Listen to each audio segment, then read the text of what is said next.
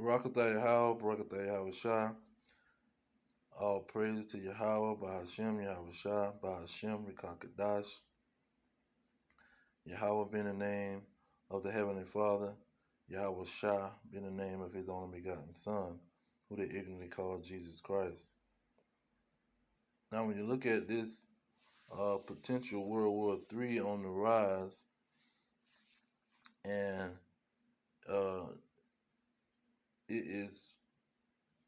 it was given to the prophets, everything pretty much in the last days concerning the kingdom being at hand, and the time that the kingdom would be ushered in. The prophets was getting those visions. Apostle John, Isaiah, Zephaniah, who else? Joel. These prophets was given the visions to see what was going on, and they pretty much gave what they seen in the vision. They didn't understand what they were seeing totally, but they gave the best description of what they saw at the time, and that's why they use similitude, as Hosea 12 and 10 said. The prophets use similitudes. Now, it's two of them, Apostle John and Apostle Joel. They gave a unique, vivid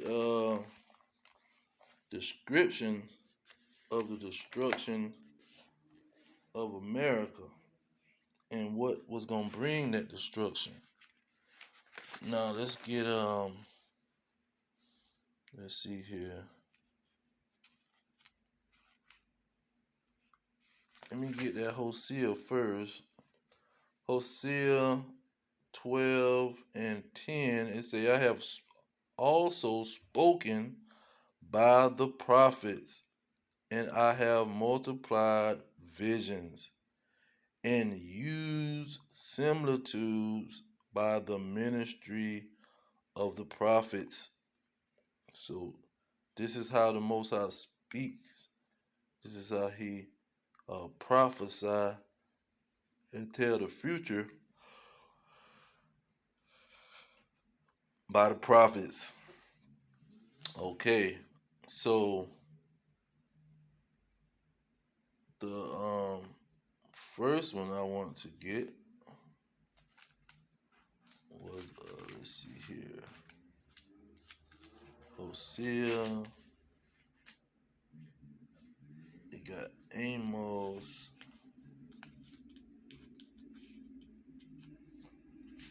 Joel is before Amos. I'm gonna start with Joel, and it's pretty much start from chapter 2, the beginning of chapter 2 in Joel. It says, blow ye the trumpet in Zion, and sound an alarm in my holy mountain. Let all the inhabitants of the land tremble, for the day of the Lord cometh, for it is near at hand. So he's talking about the day of the Lord, and he's going to give a vivid description. So let me pull this up on my screen.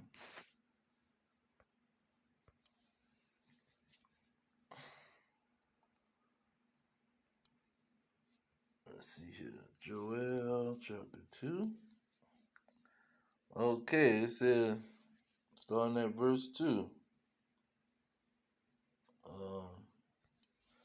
A day of darkness and a day of gloominess, a day of clouds and of thick darkness as the morning spread upon the mountains. This is how he started. This is when he started describing how the destruction was going to come. He said, let me start over as the morning spread upon the mountains, a great people and a strong. There has not been ever the like, neither shall be any more after it, even as the years of many generations. Now, he said a great people, but it's not talking about a great people. It's not talking about an actual people. And it's going to get vivid after this. He said it's not going to be anything like this in the future. Verse 3, it say, a fire devoureth before them. So just to give the explanation, or just to give you the similitude, he wants you to think about a great people, you see, and then he said fire is in front of these people. He said, and behind them a flame burneth. He said the land, so you got people in the middle, you got fire in front of them and fire behind them. It says, and the land is as Garden of Eden before them, and behind them a desolate wilderness. Yeah, and nothing shall escape them. So in front of them front of them, the Garden of Eden, and then behind them is a desolate wilderness. Saying like these great people is coming, they gonna cover the land, but fire is gonna devour this land, turning it waste once they pass through the land. Verse 4, it says, the appearance of them is as the appearance of horses, and as horsemen so shall they run. Now, this is the significant part of how you're going to have Revelation talking about the same vision and using the same similitudes. Okay. So, let's see here.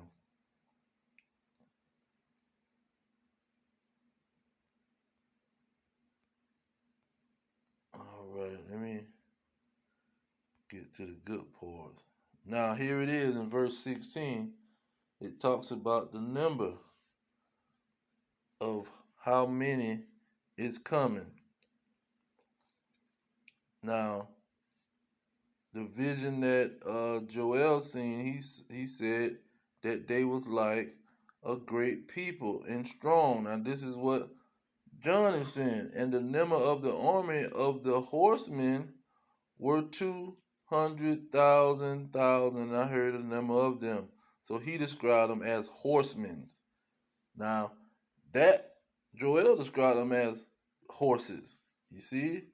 17, he said, thus I saw the horses in the vision, and them that sat on the horses, having breastplates of fire. So now he's seeing horsemen,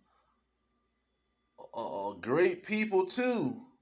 And it seemed like these people is on horses, and he's saying that the horses have on a breastplate of fire.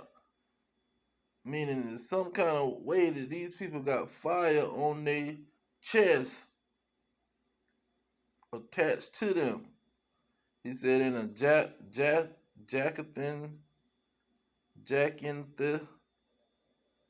whatever that is, and brimstone.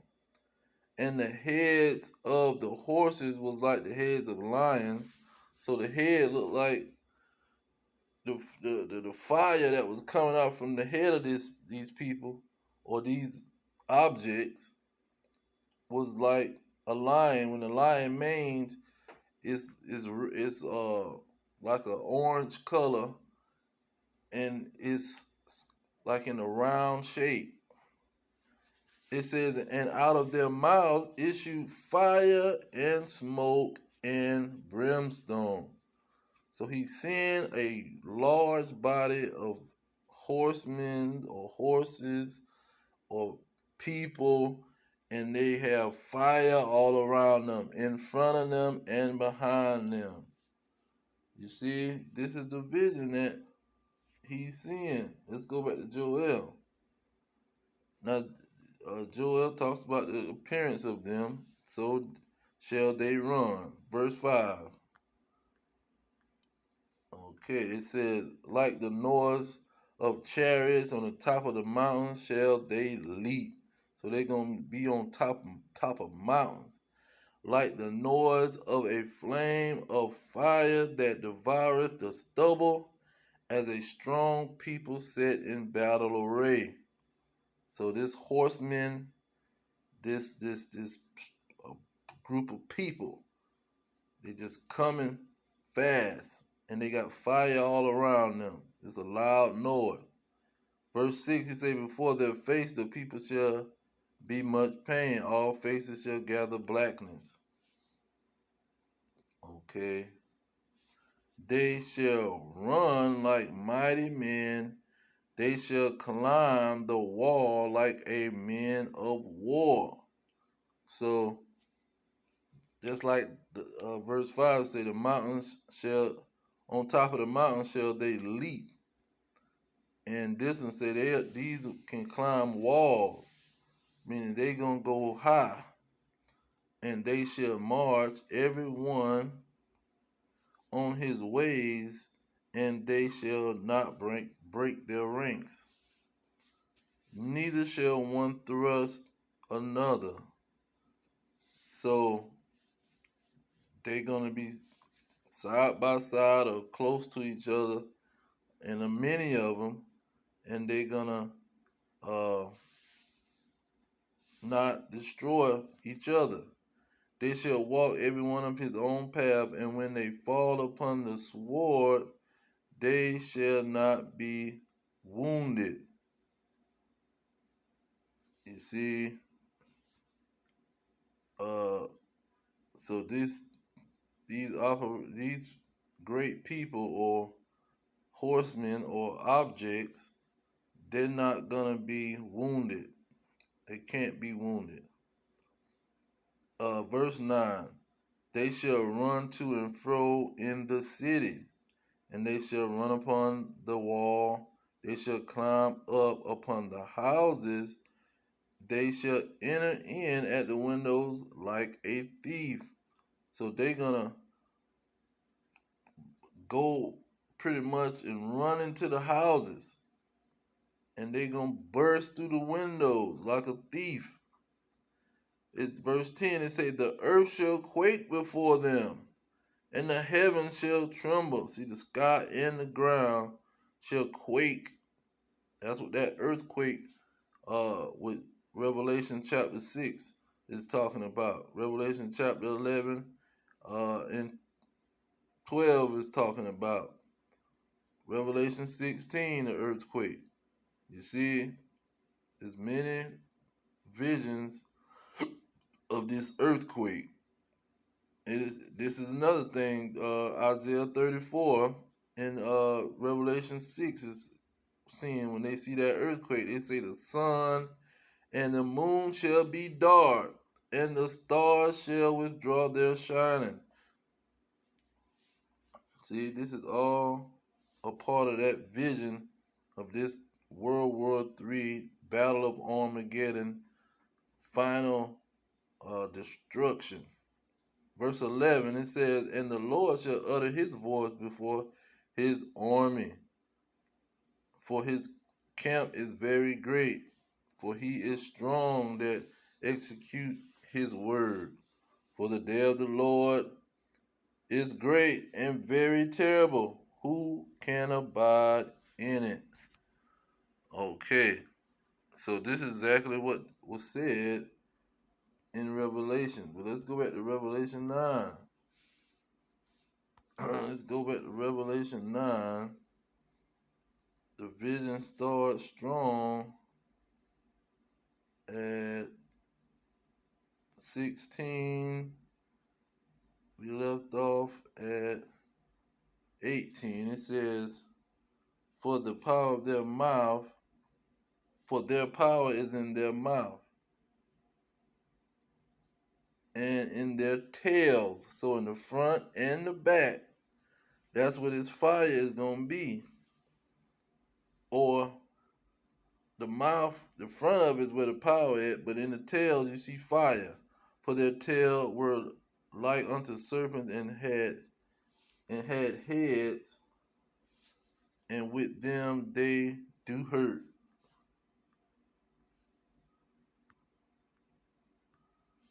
Let's see here. It says, and the rest of the men which were not killed by these plagues. Okay, so it gets into something else. But now they said, who shall stand? Let me go to Revelation 6, talking about that earthquake, and it said something interesting that Joel said. Verse 12, it says, and I beheld when he had opened the sixth seal, and lo, there was a great earthquake. The sun became black as sackcloth of hair, and moon became as blood. You see, this is the same description that John was given, that Joel gave. And then it said, the day is fearful, who can stand? Verse 7, for the great day of his wrath is come, and who shall be able to stand? See, that's what Joel said. Let's see how close it sounded. Where is it?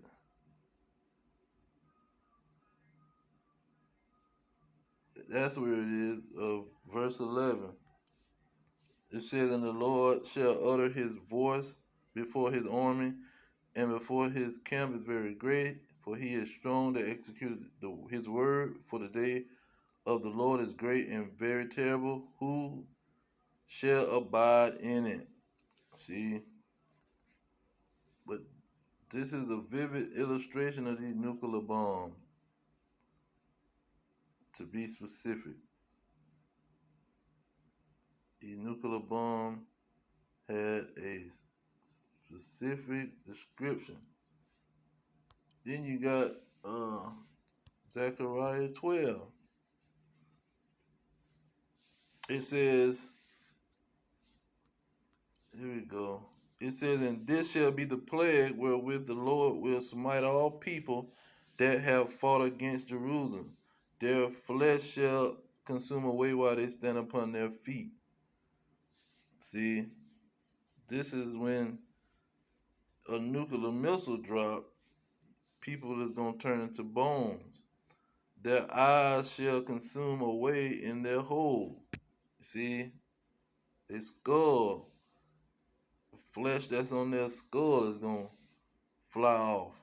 It said, and their tongue shall consume away in their mouth. This is what happens when this plague of hell that Revelation 16:21 is talking about. This plague of hell that's exceedingly great. Let's get that real quick. I don't want to do too much quoting while I got this Bible. It says the flesh, this plague is going to knock the flesh off the body. It says in 21, and there fell upon men a great hail out of heaven, every stone about the weight of a talent, and men blasphemed God because of the plague of the hail, for the plague thereof was exceedingly great. This plague is when those nuclear missiles drop, and then you have this great earthquake. Now, he said this in chapter 6, that about every island fled away and the mountains were not found. Let's go to chapter 6 real quick.